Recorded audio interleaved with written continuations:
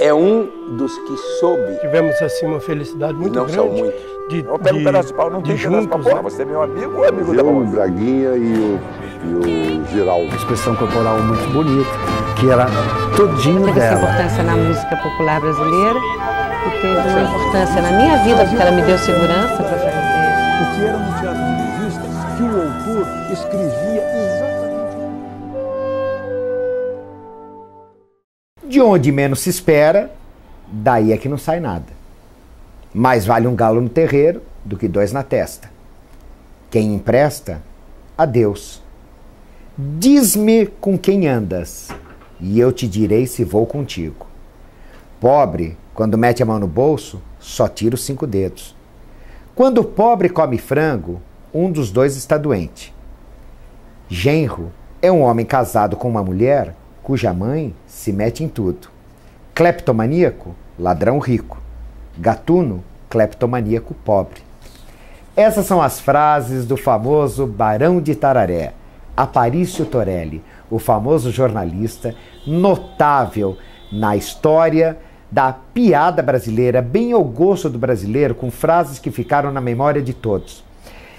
Este homem grandioso é apresentado nesse documentário, O Máximo das Máximas, realizado pela Uidu Comunicação, com direção de Luiz Felipe Raras e Dimas Oliveira Júnior. Um documentário que você realmente vai curtir muito aqui no nosso Doc em Cena. Nas mulheres, a fidelidade mais vale 2 marimbons voando.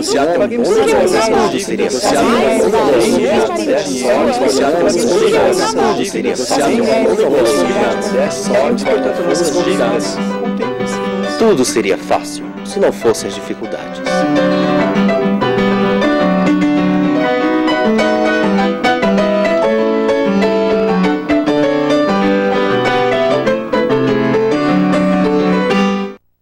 Foi colocar em letra impressa, colocar nos seus jornais, o que se falava nas ruas. Então as pessoas conseguiam ver no jornal aquilo que era a voz corrente, o que era a gozação, o que era a pilhéria, a piada, que não só estava nas ruas, mas que ele reinventava e devolvia para as ruas. Ele criou um tipo de humor inédito até então no Brasil, que é um humor em voga até hoje, que é o besterol, é o nonsense. Né? A gente vê que as coisas que fazem maior sucesso até hoje estão nessa linha, e o Caceta está nessa linha, mama dessa fonte ainda. Eles podiam dar mais valor a eles sobre a sua intelectualidade, o seu saber, e os pontos que ele atacou no Brasil na época da ditadura, podiam ter dado bem valor a ele, bem melhor. Não se faz justiça à memória dessas pessoas no Brasil. Acho que eles são legados ao esquecimento. Ele foi um marco na história do jornalismo brasileiro.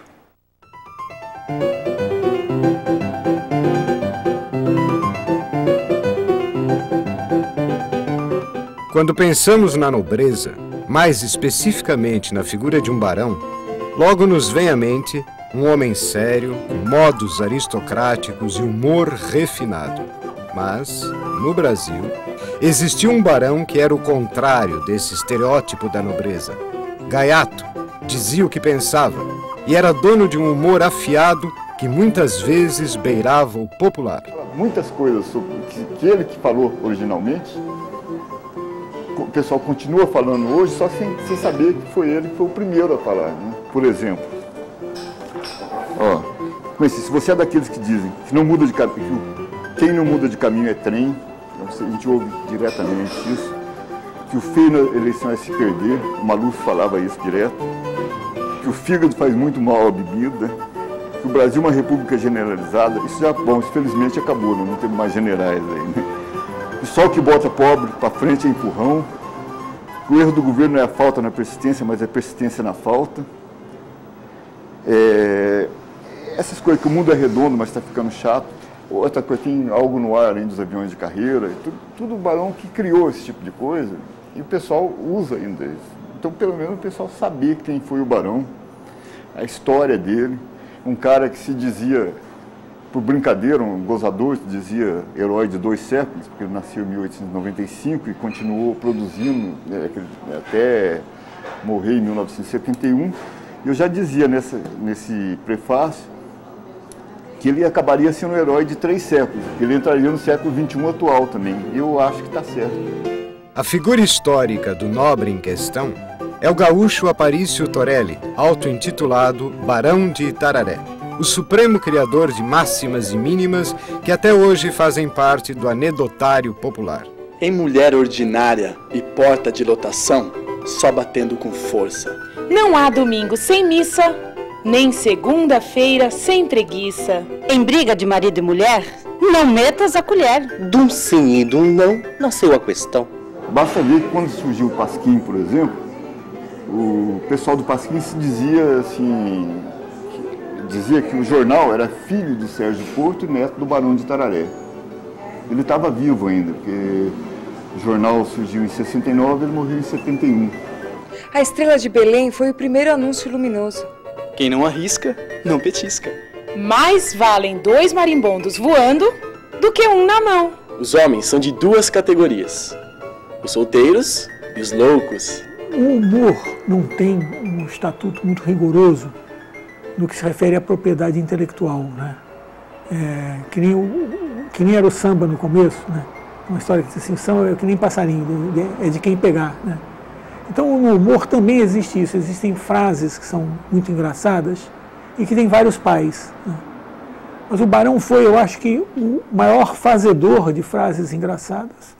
Então por isso, se ele por acaso se apropriou e usou frases que não eram originalmente dele, ele de certa forma conquistou o direito a isso, pelo número de frases engraçadas que ele fez e que foram usadas por outras pessoas. Ele está no anedotário brasileiro. As pessoas não sabem que a frase é dele, mas citam, porque vai passando de geração em geração.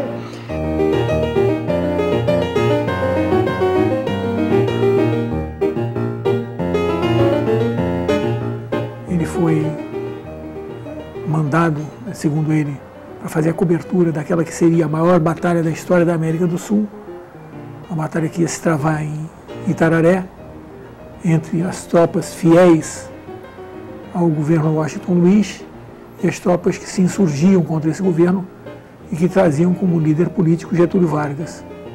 Então as tropas do Rio, sediadas no Rio de Janeiro, desciam, as tropas sediadas no Rio Grande do Sul subiam e iam se encontrar em Itararé.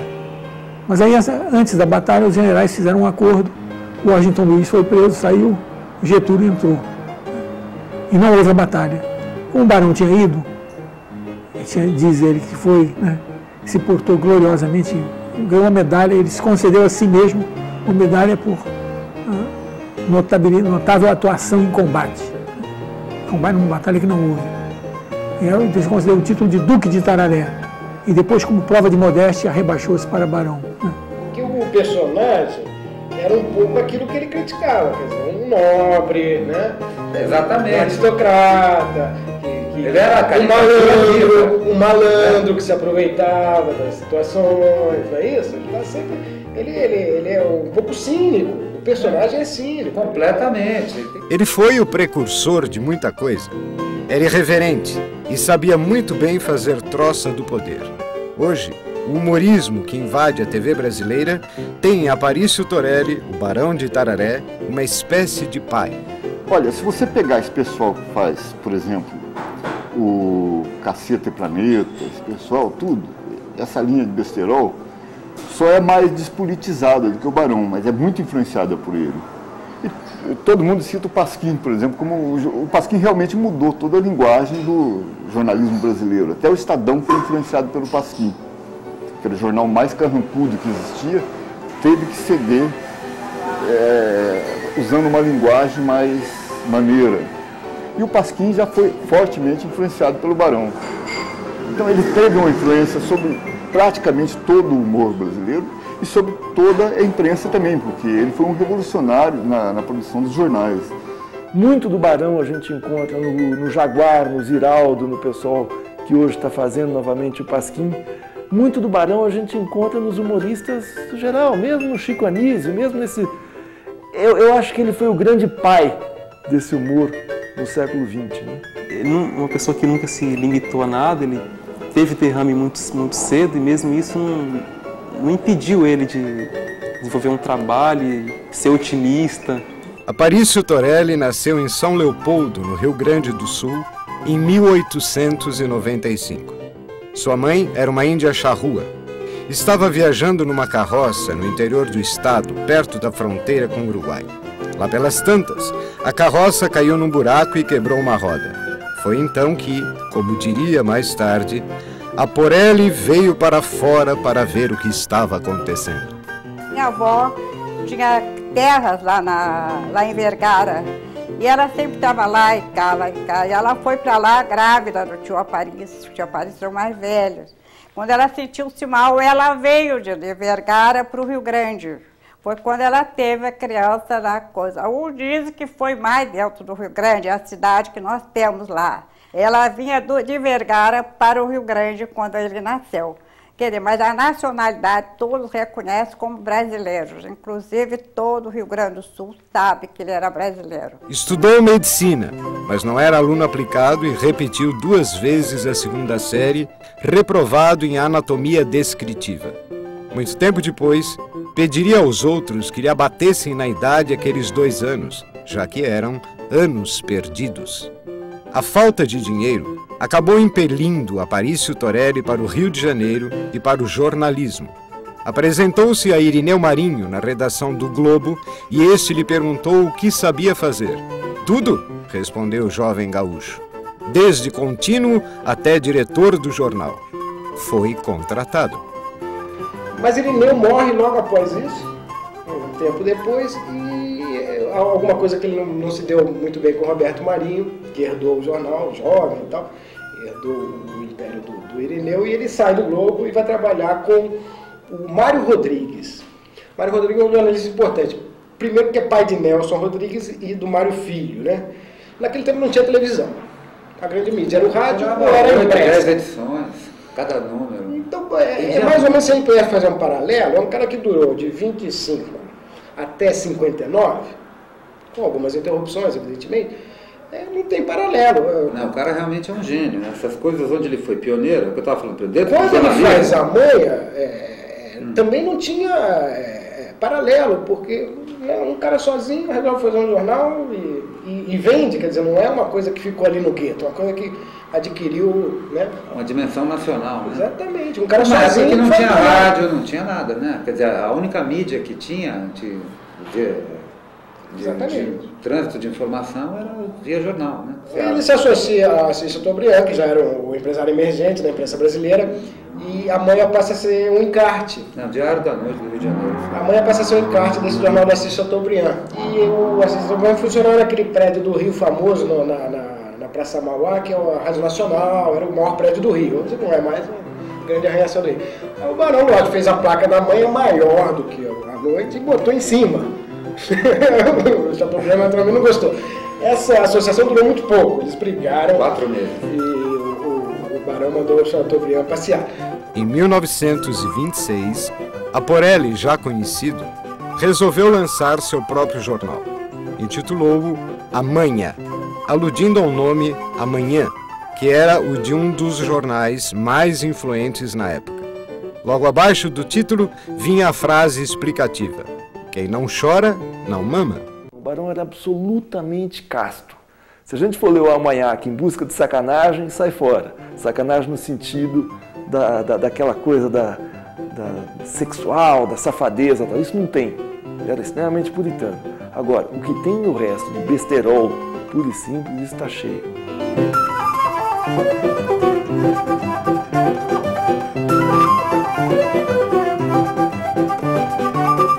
Tinha alguns temas que ele era obsessivo, né? A questão da política, da pobreza, da falta de dinheiro, do casamento. São temas que são recorrentes na obra dele desde o princípio, desde que ele é adolescente, desde a primeira coisa que ele publica, né? Que é um livro chamado Pontas de Cigarros, livros diversos e poemas bem-humorados, que não é exatamente uma coisa de humor, mas é uma literatura burlesca, publicado em 1916 pela editora Globo, Porto Alegre. Primeiro, depois em 25 de novo no Globo, no Rio. Com várias brincadeiras e muitas sobre a política, o humorista se via frequentemente às voltas com dificuldades. O jornal recebia constantes ameaças e não eram raras as visitas policiais. Por outro lado, as condições econômicas para a manutenção da Manha eram extremamente precárias e durante cerca de um ano De 1929 a 1930, o periódico se viu obrigado a circular como anexo ao Diário da Noite. A vida é uma coisa que quanto mais se estica, mais curta fica. Quem espera sempre alcança. Deus ajuda a quem madruga, mas não será por muito madrugar que chegarás primeiro. Tudo seria fácil se não fossem as dificuldades. Ele viu que o nome Aparício Torelli não tinha nada de humorístico e resolveu pegar um título de nobreza.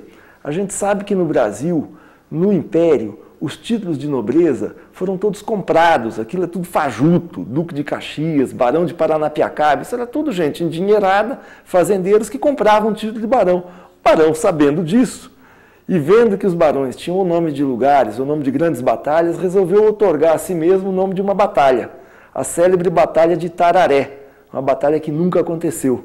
E a partir daí já não existe mais diferença. Eu acho que aí as figuras se mudam, porque na própria militância política dele, ele era conhecido como Barão de Tararé, né? Até tanto que o Getúlio, quando encontrou com... Ele foi participar de uma coletiva com Getúlio Vargas, quando era ditador. Aí o Getúlio olhou e falou, até tu, Barão. Não falou, até tu, Torelli, Aparício. Né? É tanto que ele gozou. Não, Barão, tubarão não, tubarão é o senhor. Em 1935, o Barão de Tararé participou da criação da Aliança Nacional Libertadora, em reuniões que eram realizadas na redação da Manha. Mas a polícia estava à espreita. Não era só um jornalista no sentido daquele sujeito que se tranca numa redação com a sua máquina de escrever, não tinha computador, e faz as suas piadas, faz as suas ideias. Ele era um homem que ia, não só fazendo o seu jornal, e o jornal era fechado, ele era preso. Ele conseguia ver um lado cômico de tudo. Inclusive, quando ele estava preso, ele divertia demais as pessoas que estavam com ele, que eram também presos políticos, podemos dizer.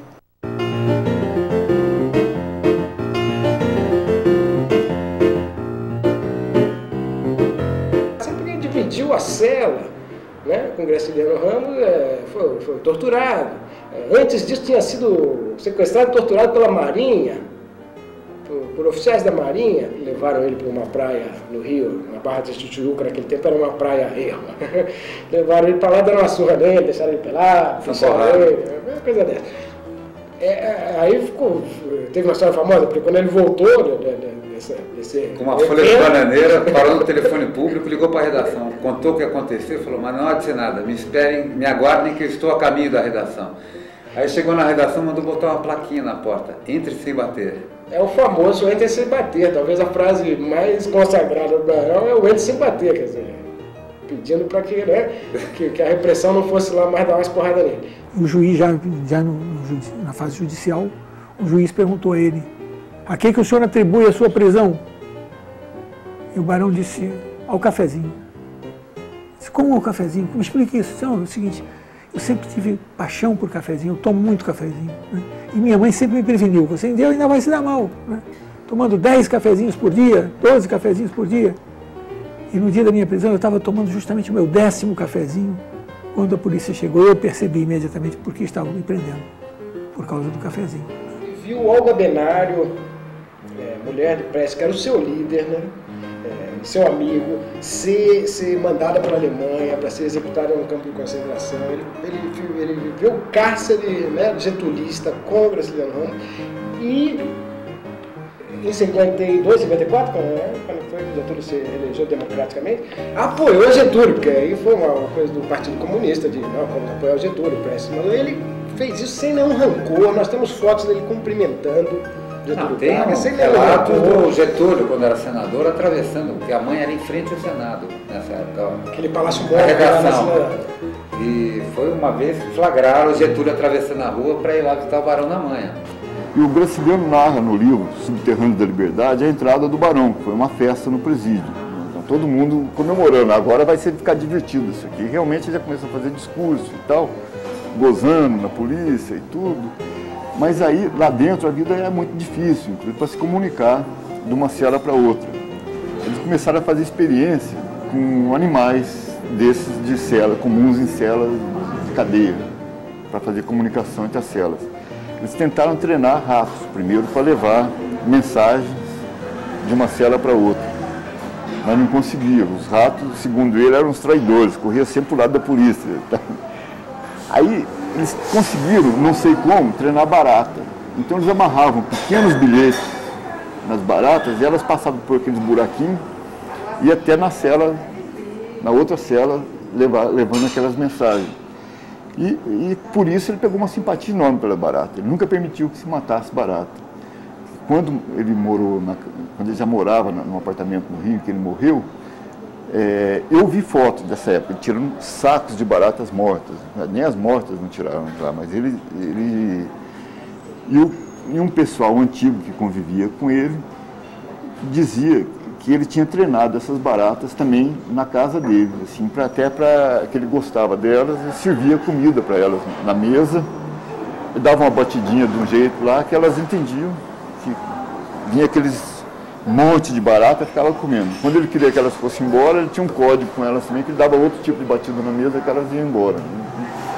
Ele teve essa simpatia pelas baratas a vida toda, um bicho considerado horripilante por outro para eles, e foi serviu de canal de comunicação entre os tropiados que estavam presos. Né? Mais tarde ele disse que, somando, perguntaram qual era a idade dele, ele deu uma idade que era bem menor do que aquela que se pensava que ele tinha. Ele disse, você é tão moço assim? Ele disse, não é que eu seja tão moço, mas é que na minha idade eu tenho que descontar os anos que eu passei na cadeia, né, e descontar os anos que eu passei perseguindo mulheres, na juventude, mulheres que não queriam nada comigo. Então, descontados esses anos, eu estou bem moço, eu estou realmente... Aí sim, eu fico moço. Graciliano Ramos conta uma passagem lá do Memórias de Cárcere, dele incentivando o pessoal naquela situação difícil lá, né? Assim, sempre tentando enxergar o melhor, sempre assim, tipo, se a gente for condenado, não, a gente pode ter anistia, ou pode ser transferido, ou ficar só mais um tempo na cadeia, sempre tentando ver o melhor daquela situação. Em abril de 1945, reapareceu A Manha, com o mesmo sucesso de público que tivera no período de 1926 a 1935. Novos leitores entraram em contato com a figura do Barão de Itararé.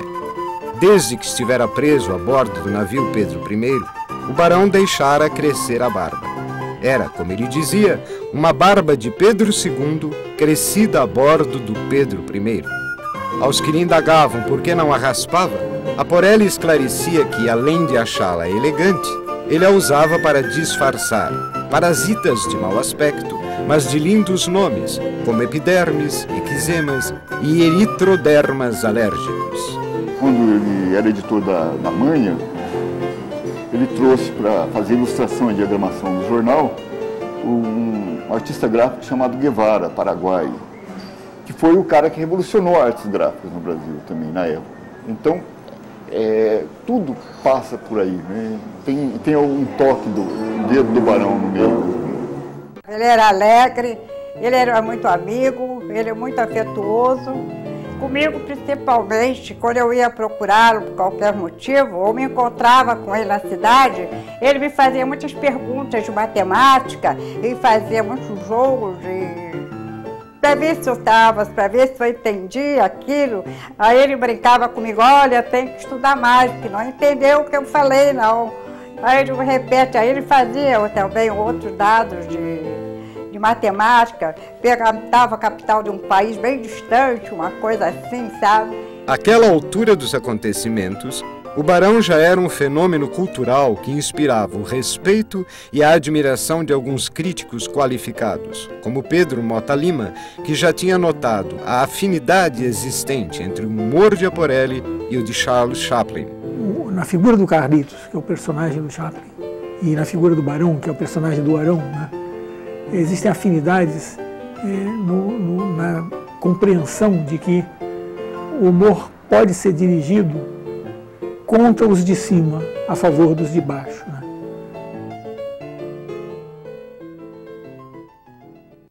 Em 1946, a popularidade do Barão era impressionante. Seus xistes corriam de boca em boca, espalhavam gargalhadas pela cidade inteira. Foi merecedor de uma homenagem de um dos escritores mais famosos da América Latina, o poeta Pablo Neruda. Al Barón de Itararé un grande entre los grandes, con respeto le saluda de pie el poeta de los Andes, Neruda. Aproveitando a popularidade do Barão, o Partido Comunista resolveu lançá-lo candidato a vereador nas eleições suplementares de 19 de janeiro de 1947. Quando, ao ser cobrado sobre uma explicação pormenorizada de todas as medidas que pretendia tomar caso fosse eleito, ele pontificava imperturbável. As crianças dizem o que fazem, os velhos o que fizeram, os idiotas o que vão fazer.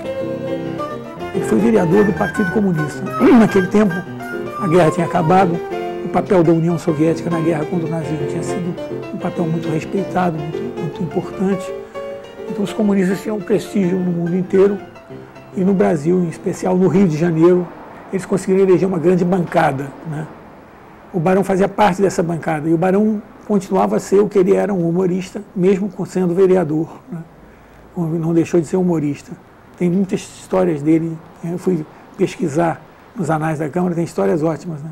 Tinha um vereador chamado Moura Brasil, naquela época tinha um colírio, também chamado Colírio Moura Brasil. Então o Moura Brasil foi discursar e por acaso o Barão estava junto ao microfone de apartes. E o tal do Moura Brasil, vereador, disse: senhores, a situação é confusa, não vejo claro. Então o Barão disse, a parte 8, disse: 2 gotas, 2 minutos, Colírio Moura Brasil.